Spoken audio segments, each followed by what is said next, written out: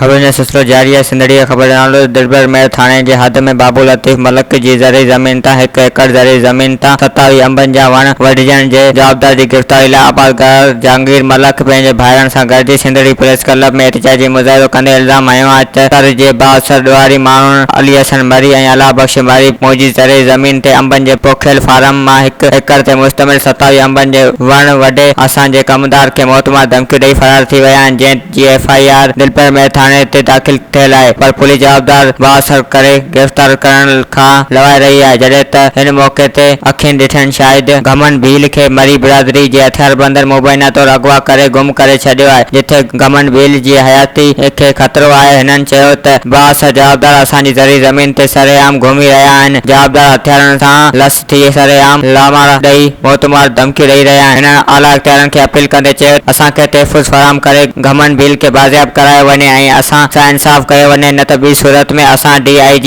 Office अॻियां एहतिजाज कंदासीं। वधीक ख़बरनि ऐं तफ़सील लाइ विज़िट कयो अवामी news Facebook page, YouTube page ऐं अवामी न्यूज़ वेबसाइट।